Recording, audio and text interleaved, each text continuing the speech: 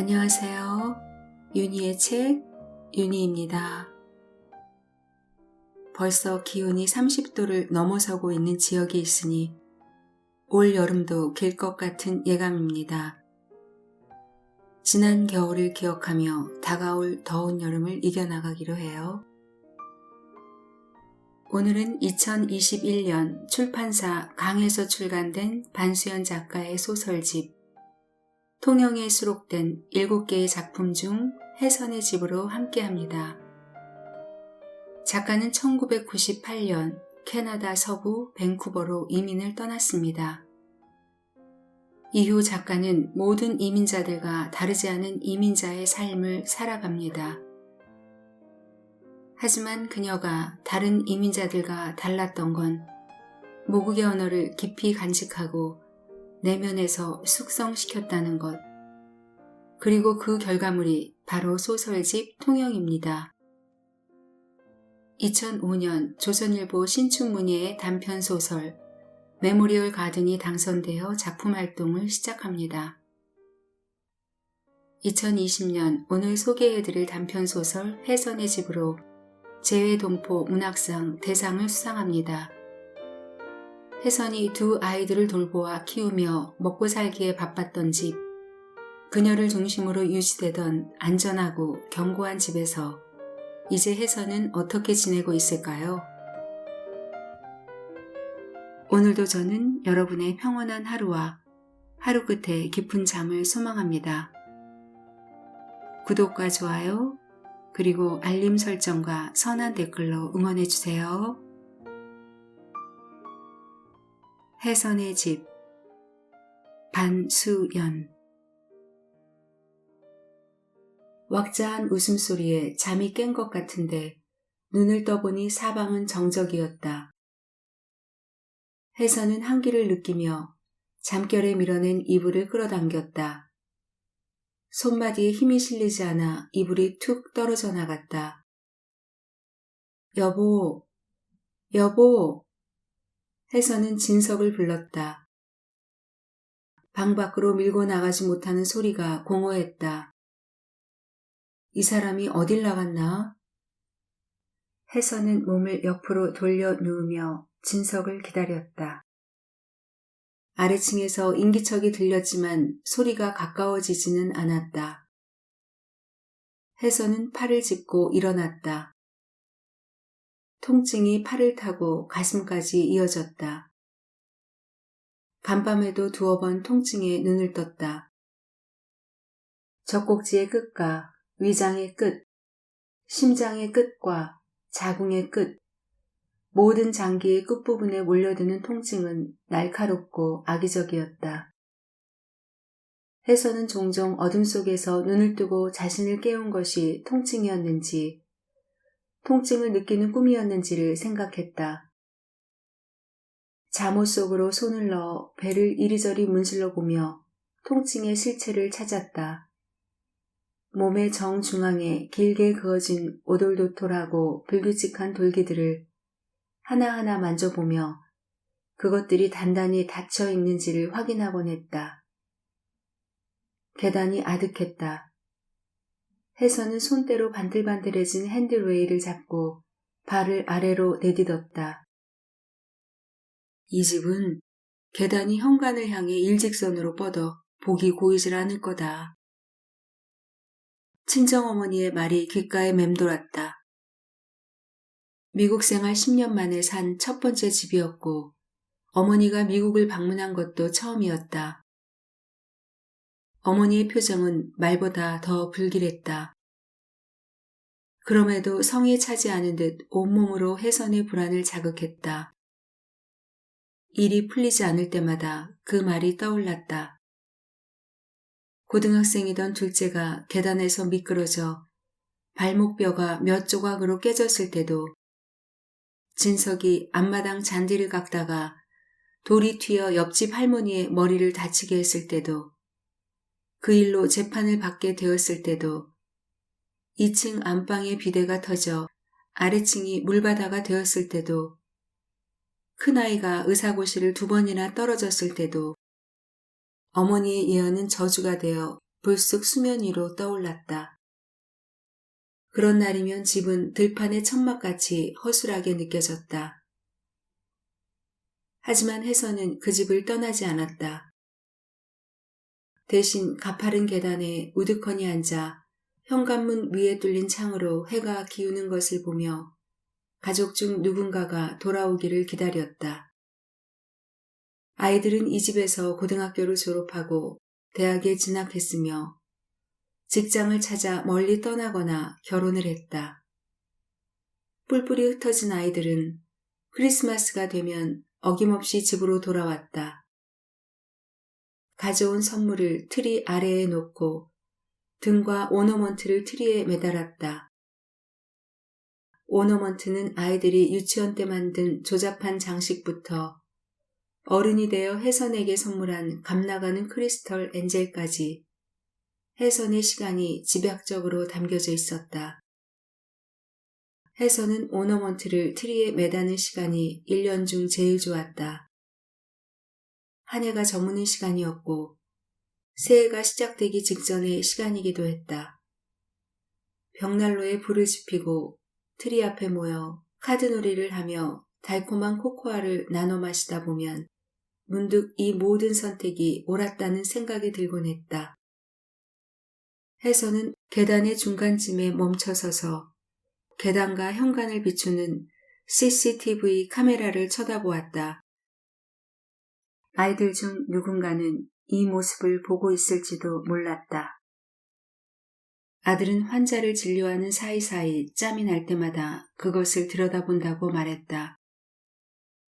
어쩌면 딸은 뉴욕의 번잡한 거리를 피해 사무실에서 혼자 샌드위치를 먹으며 혜선이 계단을 한 칸 한 칸 느리게 내려가는 모습을 지켜보고 있을지도 몰랐다. 혜선은 한때 아이들의 우주였던 자신이 이제는 아이들의 아이가 되어가는 것이 아닐까 의심했다. 만약 그런 시간이 온다면 이 계단을 굴러서라도 생을 마치고 말리라는 의지가 있었지만 이 즈음은 혜선은 순한 아이처럼 그것을 받아들이는 것이 남은 가족에 대한 도리일지 모른다는 생각도 했다. 현관에는 끊이없는 하얀 남자 운동화와 굽이 낮고 낡은 페라가모 구두가 나란히 놓여 있었다.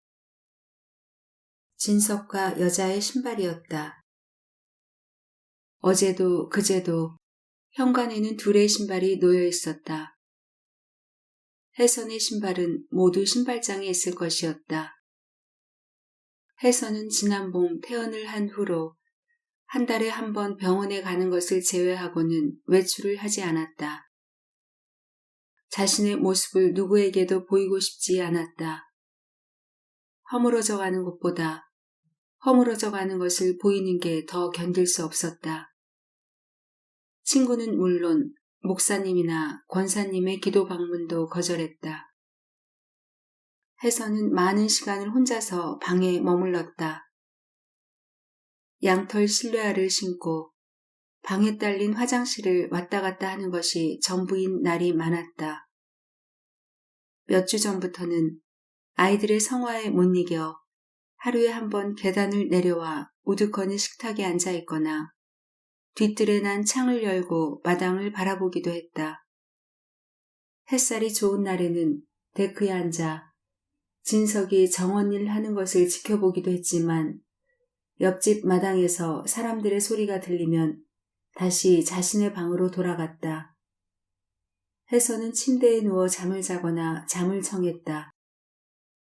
방 안을 느리게 걸어다니기도 했다. 할 수 있는 일이 많지 않았지만 열망도 나란히 사그러들어 그리 아쉬울 것도 없었다. 진석과 혜선은 하루 종일 한 집에 있었으나 정작 함께 있는 시간은 많지 않았다. 혜선은 침대에서 CCTV 화면을 통해 진석이 식탁에서 혼자 밥을 먹는 것과 거실에서 한국 드라마 보는 것, 드라마를 보다가 꾸벅꾸벅 조는 것을 보았다. 자다 깨서 시간을 확인하고 혜선의 약을 챙겨 계단을 오르내리는 것을 볼 때도 있었다. 혜선은 간혹 화면 속 진석을 보다가 눈에는 보이지만 손에는 닿지 않는 강한 단절감을 느끼곤 했는데 죽음 이후의 세계가 그럴 것이라고 막연히 생각했다. 혜선은 현관을 지나 화장실 옆 세탁실로 들어갔다. 속옷을 세탁기에 던져넣고 반쯤 채워진 세탁기의 버튼을 눌렀다. 찔끔찔끔 새는 소변 때문에 팬티는 자주 젖었다. 여자는 혜선이 시도 때도 없이 세탁기를 돌리는 바람에 하루에도 몇 번씩 빨래를 말리고 개어야 한다며 툴툴거렸다. 그러거나 말거나 혜선은 여자에게 사정을 설명하지 않았고 그렇다고 여자가 상황을 모르고 있으리라 생각하지도 않았다. 부엌 식탁에서 진석이 삶아낸 돼지고기와 갓 무쳐낸 겉절이를 먹고 있었다. 여자는 고무장갑을 낀 채 고춧가루를 뿌려가며 갓과 무채를 섞어 김치를 버무렸다.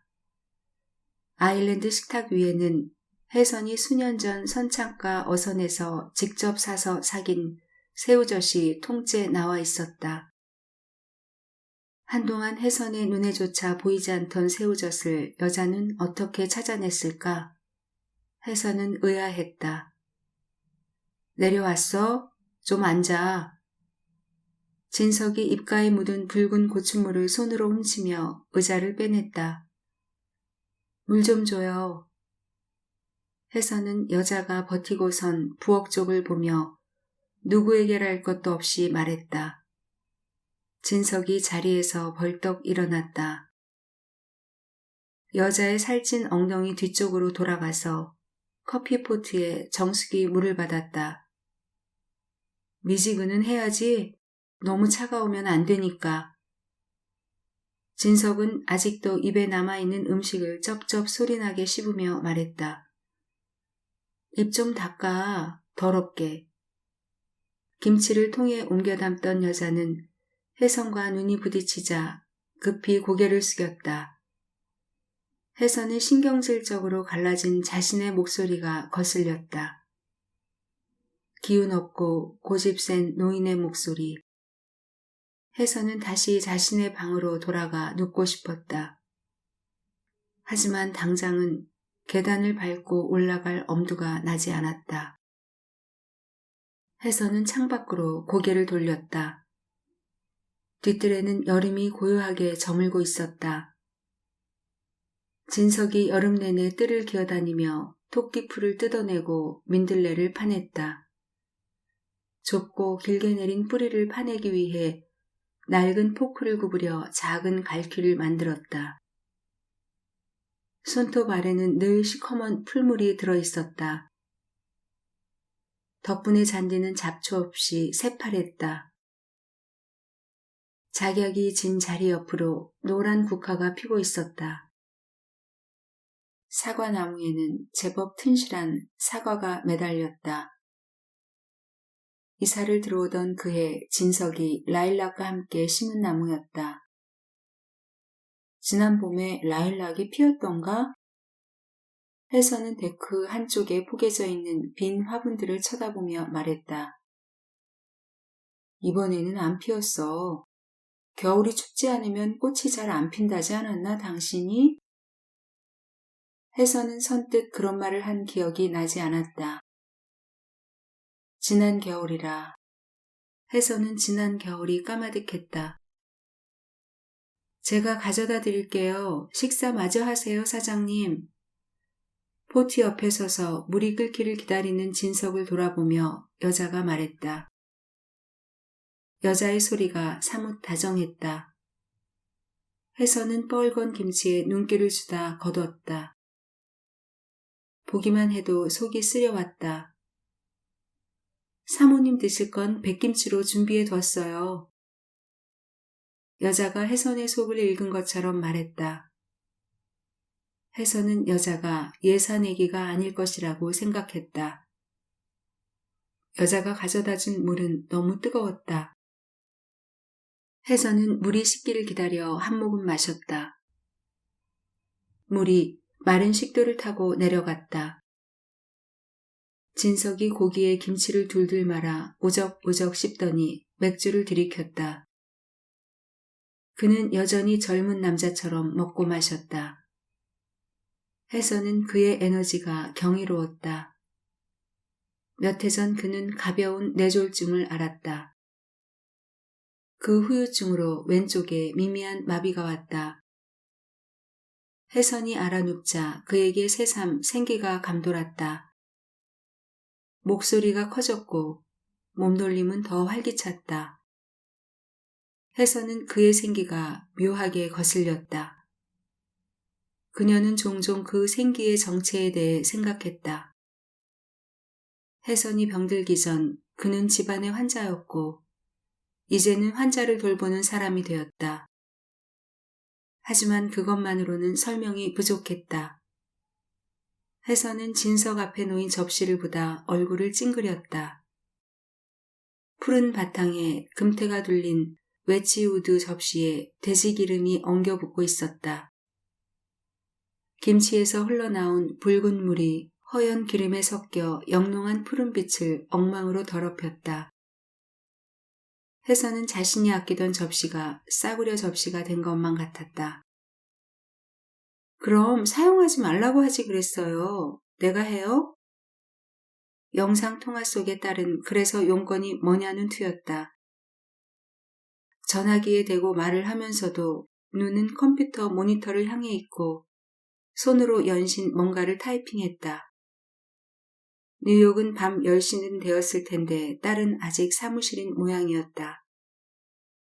지금이 몇 시인데 아직 집에 안 갔어? 저녁은 먹고 하는 거야? 난 엄마가 그런 것에 신경 쓰지 말았으면 좋겠지만요. 무슨 말이니 그게? 엄마가 그것도 못 물어? 아니, 내 말은... 딸은 한숨을 내뱉더니 다시 말을 이었다. 접시 말이야. 엄마가 정 싫으면 내가 이야기할게. 근데요, 엄마. 딸은 정색을 하고 해선을 불렀다. 듣고 있다. 알죠? 더 이상은 안 돼요. 나 좀 살려줘, 엄마. 사람 구하기가 얼마나 어렵다고요. 내 말은 그 여자가 요리하는 사람 맞냐는 거지. 요리 연구가라는 사람이 접시 사용도 제대로 못한다는 게 넌 이상하지 않아? 한국에서 뭘 했다는 거 그거 다 믿으면 못 써. 화면 속에서 사라진 딸아이가 커피잔을 들고 다시 나타났다. 밥이 맛있어서 살이 오른다던데 아빠는? 늙어서 무슨 맛이나 알까? 엄마, 이번이 4번째야. 남이 엄마 마음 같을 수가 있나 어디? 그러니 빨리 기운 차려서 예전처럼 엄마가 해. 그럼 되지. 자꾸 이상한 데다 기운 빼지 말라니까. 웨치우드든 로열 코펜하겐이든 이제 그런 것들 어디다 써요. 난 안 가질 거야. 며느리 주려고? 해서는 종료 버튼을 꾹 눌렀다. 화면은 다시 검어졌다. 해서는 손으로 얼굴을 만져보다가 손거울에 얼굴을 비춰보았다. 움푹 팬 볼과 광대뼈까지 내려온 다크서클. 누가 봐도 확연한 환자의 얼굴이었다. 말기만 아니면 요즘 암은 불치병이 아니에요. 기저질환도 없고 전이도 없고 예후도 좋고. 아들은 의사라는 것을 앞세워 자신 있게 말했다. 가족들은 해선을 설득하려다 스스로 체면에 걸린 것처럼 확고하게 해선의 완치를 단언했다. 하지만 해선은 그 체면에 합류할 수가 없었다. 하루하루 죽음이 다가오는 것을 몸과 마음으로 느꼈다. 근육이 다 빠져 헐거워진 살가죽이, 계단을 오르내리기도 힘겨운 체력이 그것을 증명했다. 지금 몇 시간이야? 해서는 5살 딸아이의 문장을 떠올렸다. 한쪽 눈을 안대로 가린 아이는 눈을 찡그리고 몸을 앞뒤로 흔들며 그렇게 묻곤 했다. 대답 대신 빙그레 웃기만 하는 해선의 손을 잡아 끌고 시계 앞으로 가 손가락으로 시계를 가리켰다. 지금이 몇 시냐고 묻는 것이기도 하고 몇 시간이나 남았냐고 묻는 것이기도 했다. 아이는 시계를 볼 줄 몰랐고 시간의 개념도 없었다. 어쩌면 아이는 대답하는 엄마의 표정에서 견뎌야 할 시간의 양을 가늠했는지도 모를 일이었다. 의사는 잘 움직이지 않는 아이의 한쪽 눈을 레이지 아이라고 불렀다. 아이의 두 눈은 같은 곳으로 향하지 않았다. 움직이지 않는 눈을 움직이게 하기 위해 잘 보이는 눈은 안대로 가려야 했다. 아이는 움직이지 않는 한쪽 눈으로 TV를 보다가 지치면 두 눈을 모두 꼭 감고 잠들어 버렸다. 두 눈을 모두 감아버리면 안대가 아무 소용이 없다는 걸 해서는 알았지만 깊은 수면 속으로 도망가 버린 아이를 보면 이상하게 안도감이 들었다. 몸의 모든 것이 가늘어지고 얇아졌지만 발톱은 두꺼워졌다. 해서는 화석처럼 단단해진 발톱을 잘라내려 손톱깎이에 힘을 주었다. 두 손으로 꽉 눌러도 팔만 바르르 떨릴 뿐 손톱깎이의 입은 다물어지지가 않았다. 게다가 제대로 굽어지지 않는 허리 때문에 발깎이의 거리가 더 멀어졌다. 혜선은 세 번째 여자를 떠올렸다. 세 번째 여자는 혜선의 손발톱을 세심하게 관리했다. 여자가 떠난 후 발톱을 자를 엄두가 나지 않아 내버려 두었더니 발톱이 자라면서 휘어져 이불은 물론 제 살도 핥히었다.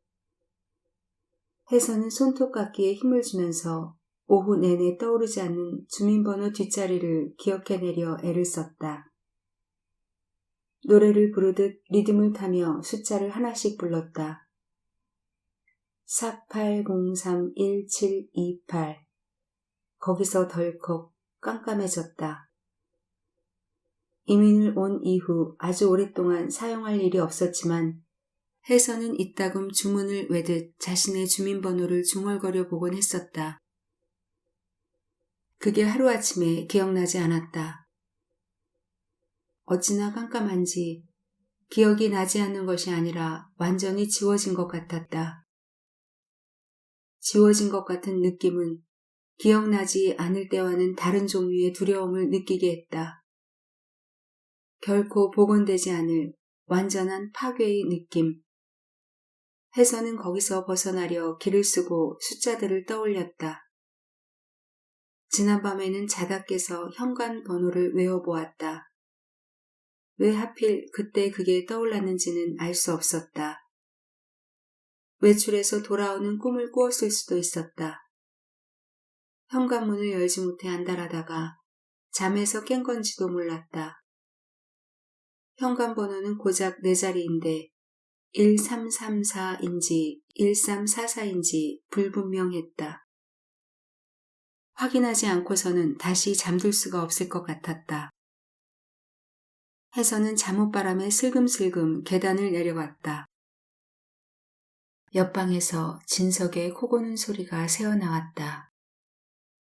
지하의 여자는 죽은 듯 기척이 없었다. 혜선은 현관문을 열어둔 채 문 밖으로 나갔다.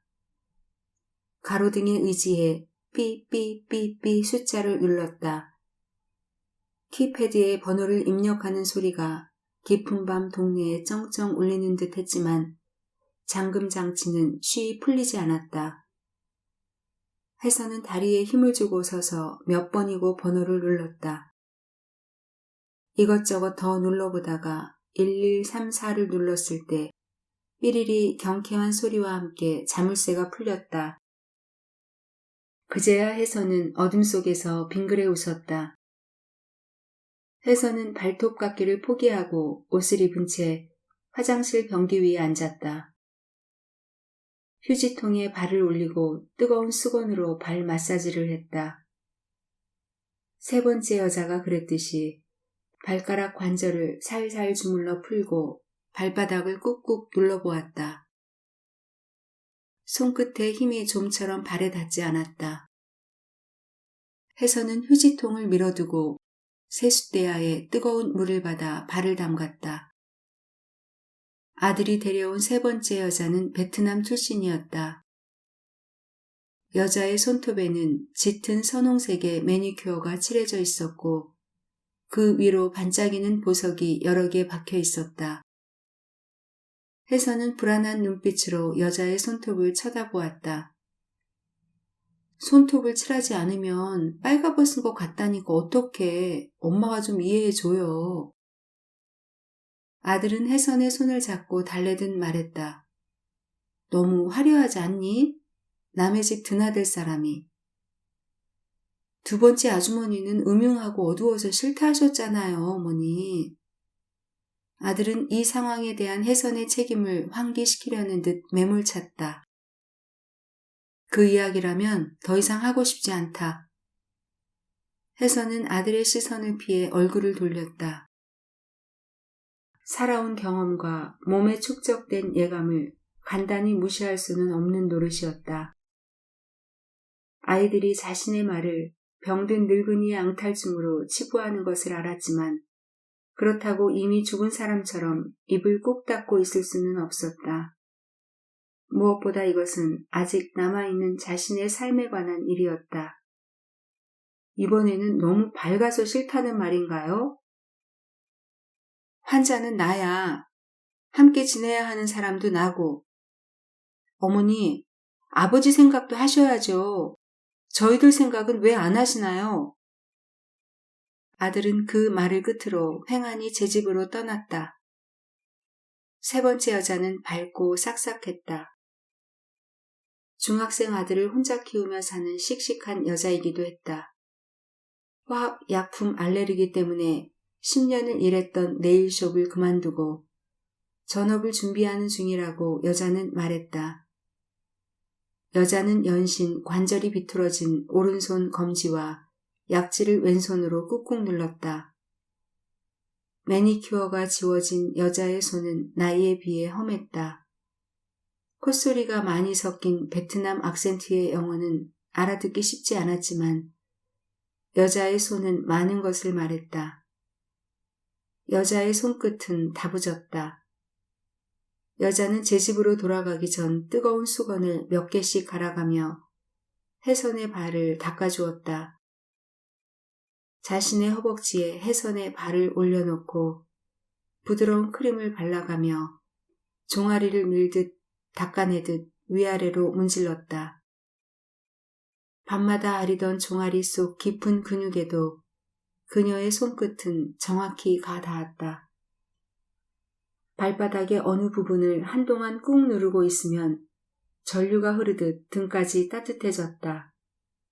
혜선은 오랫동안 잊고 있던 편안하고 관능적인 손길 아래서 짧고 깊은 단잠에 빠지곤 했다. 요리 연구가였다는 네 번째 여자는 기어이 중국 마트까지 가서 냉동 전복을 사왔다. 재료 욕심이 많은 여자였다.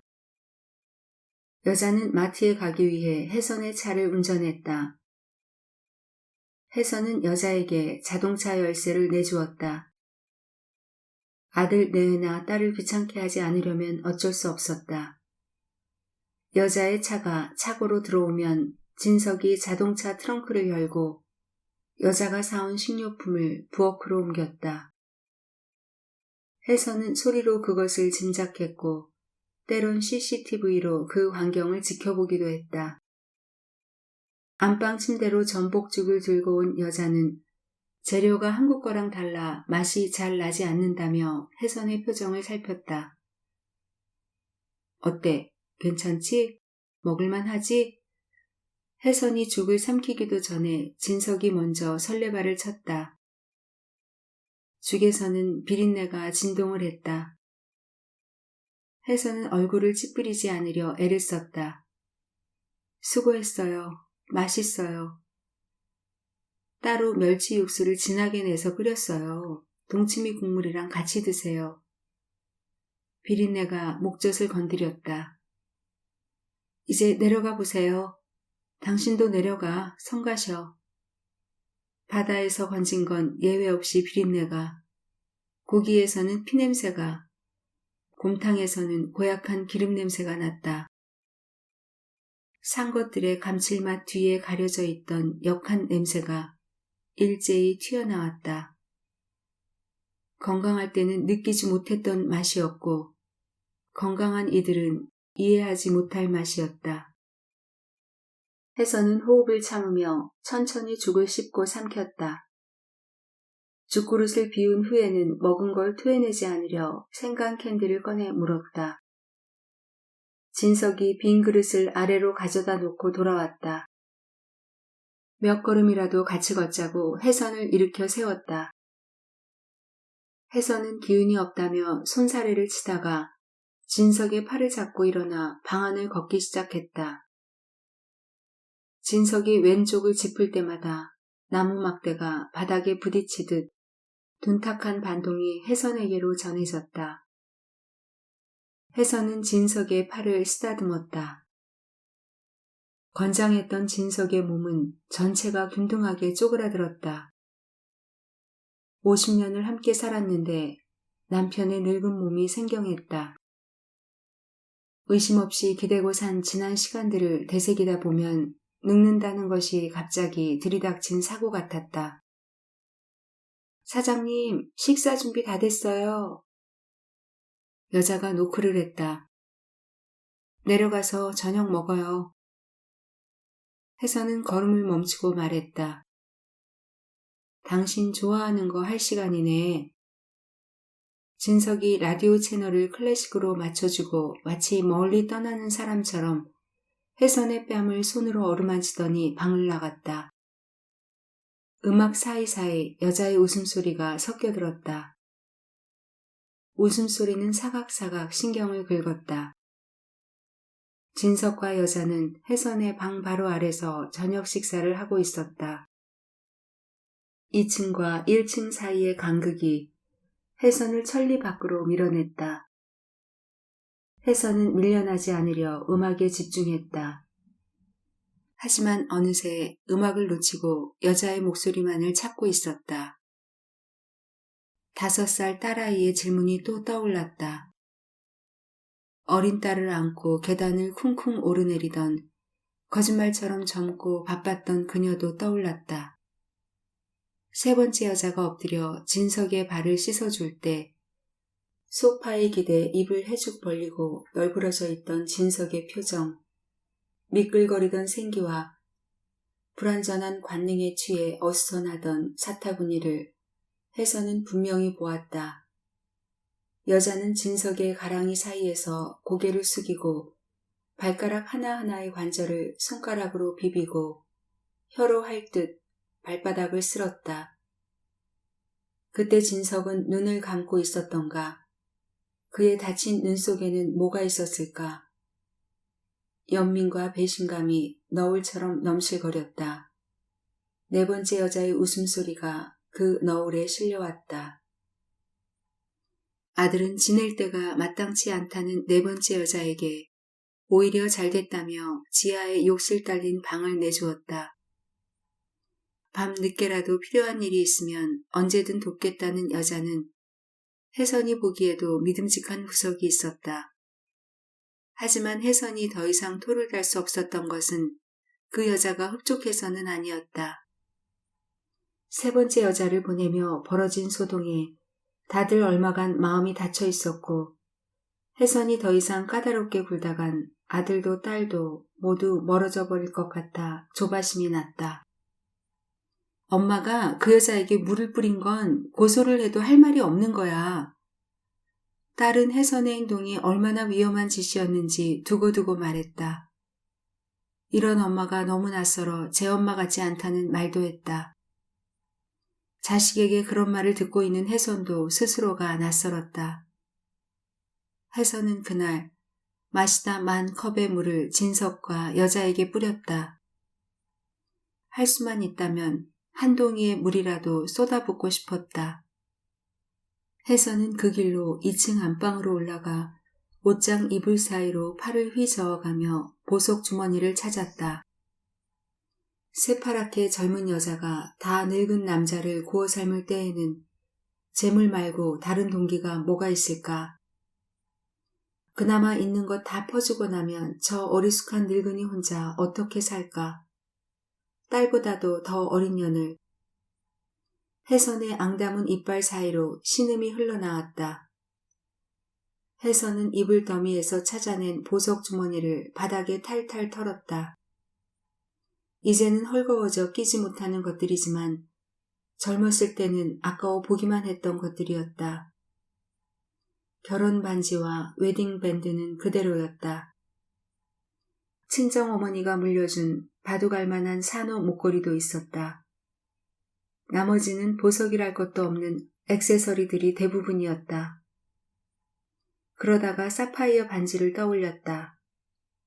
딸 셀리를 낳고 만들었던 셀리의 탄생석, 바닷속 같은 푸른 사파이어의 사각 테두리에 다이아몬드가 촘촘히 박혀있던 반지였다. 그 반지가 감쪽같이 사라졌다. 혜선은 자신의 예감이 틀리지 않았다는 쾌감과 닥쳐올 일에 대한 불길함을 동시에 느꼈다. 아무래도 치매가 온 것 같다. 네 아버지 말이야. 소동을 듣고 아들은 한 걸음에 달려왔다. 어머니, 정말 노망이라도 나셨어요? 요즘 네 아버지가 이상해. 발 마사지는 제가 부탁한 거예요. 발에 자극을 주면 아버지 회복에 도움이 되지 않겠어요? 요즘 부쩍 마비가 더 심해진 거 안 보이세요? 치매 검사를 해봐라. 아버지의 인지에는 아무런 이상이 없어요. 제가 의사예요. 사파이어 반지가 없어졌어. 그걸 여자에게 줬지 싶다. 그걸 준 이유야 짐작이 간다만 입에 담고 싶지 않다. 치매가 아니라면 내 아버지가 미친 거야. 사파이어 반지요? 엄마에게 그런 게 있었어요? 오래되긴 했지만 멀쩡한 반지야. 글쎄요. 감나가는 폐물은 이민 초기에 다 팔아치웠다고 하지 않았던가요? 그건 팔지 않았다. 그렇다고 아버지가 그 반지를 여자에게 줬다고 어떻게 확신하죠? 어머니가 기억을 못하고 계실 수도 있는 거잖아요. 지금 반지 이야기하는 게 아니야. 내 아버지 건강에 대한 이야기다. 어머니, 이렇게 아버지 몰아붙이시면 정말 나빠질 수도 있어요. 돈도 많이 없앤 눈치야. 얼마 있지도 않은 재산을 그렇게 탕진하고 나면 그게 다 네 짐이 될 거야. 나야 가면 그만이지만. 신경 안정제는 챙겨 드시고 계시죠? 난 우울하지 않아. 생각이 많을 뿐이지. 자신도 사파이어 반지를 본 적이 없다는 딸은 정 그렇게 의심이 되면 경찰에 신고를 해주겠냐고 오히려 되물었다. 진석이 절대로 그럴 리 없다는 전제가 깔린 말이었다. 저에게 물려주려 했던 반지라면서요. 그럼 제가 받은 셈 칠게요. 제발 이제 그만하세요. 딸은 결국 울음을 터뜨렸다. 딸의 울음을 보자 그토록 확고했던 사파이어 반지에 대한 기억이 뿌옇게 흔들렸다. 세 번째 여자가 떠나고 한동안 사람을 구하지 못했다.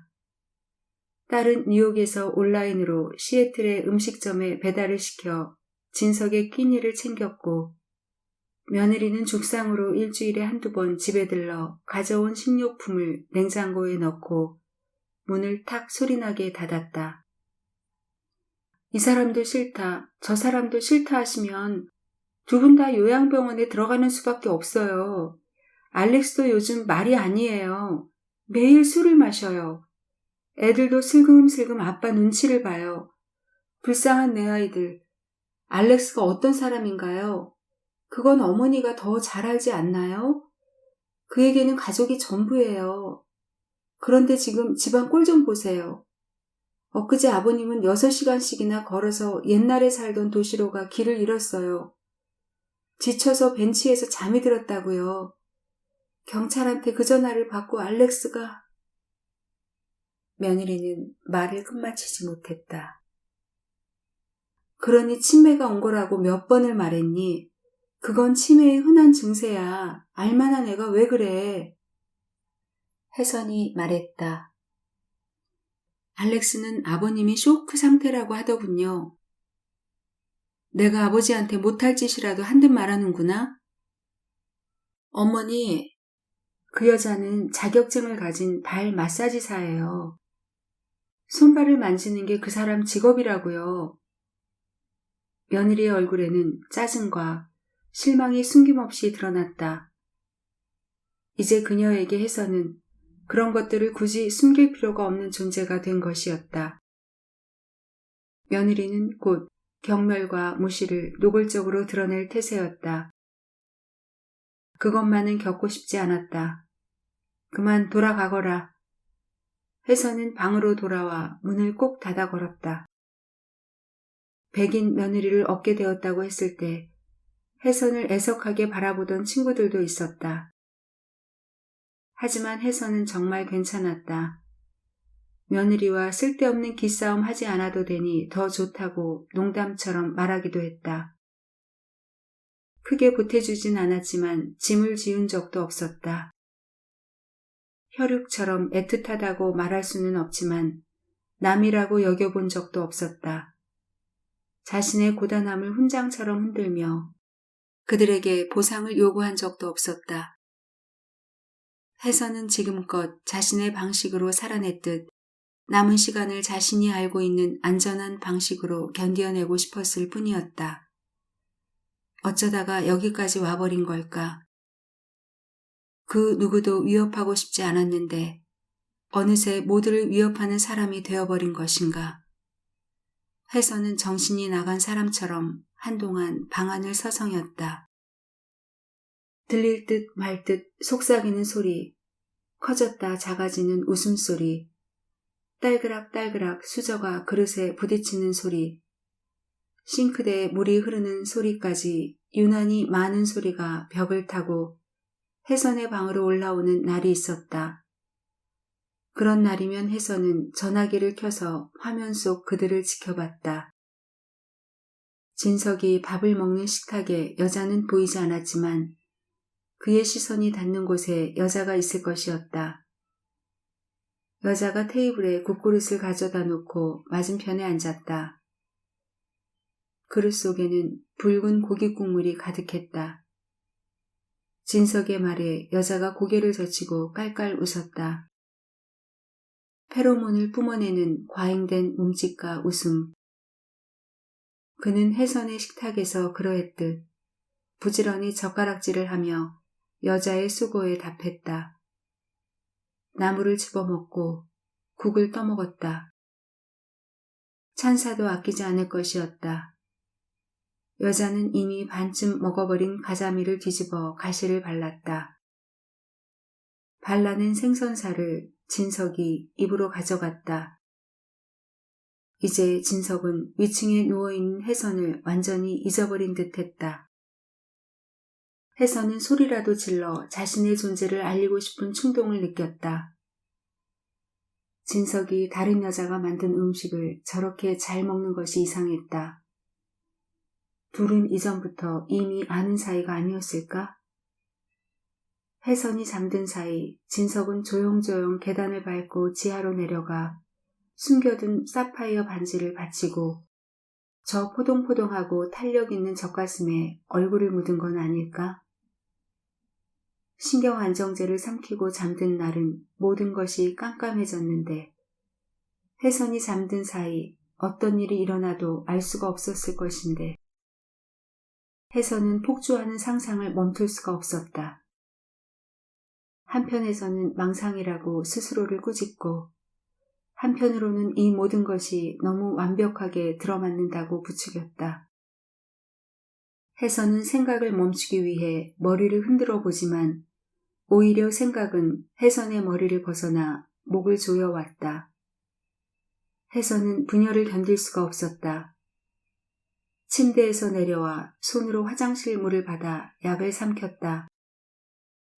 거울에 비친 자신을 낯설게 바라보다 흐트러진 머리를 손으로 쓸어 넘겼다. 어서 빨리 안전한 곳으로 도망가고 싶었다. 혜선은 약을 한 알 더 삼켰다. 혜선이 10시가 넘어 잠에서 깨어났다. 전날 밤 약을 2알이나 먹어서인지 정신이 맑지 않았고 머리가 무거웠다. 혜선은 약간의 어지러움을 느끼며 방을 나왔다. 그때 여자는 진석의 방에서 나오고 있었다. 사장님 방 청소 좀 하느라고요. 여자의 손에 물수건이 들려있긴 했지만 혜선은 그 상황을 이해할 수 없었다. 사모님 내려가 있는 동안 방 정리할게요. 화장실도 치워야 하고요. 여자는 아직 식지 않은 혜선의 침대를 휘젓고 창을 열어 방의 공기를 바꿀 것이었다. 혜선은 여자를 말리고 싶었다. 여보!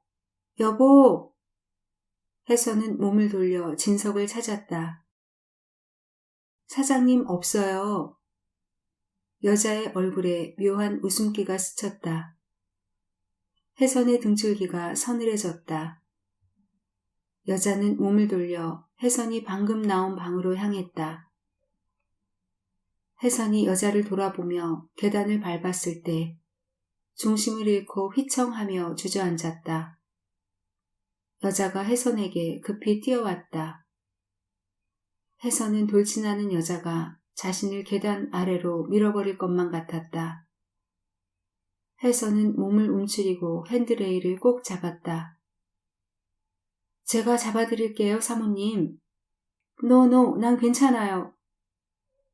혜선의 말이 너무 단호해서인지 여자가 멈칫했다. 여보! 여보! 혜선은 다시 진석을 불렀다.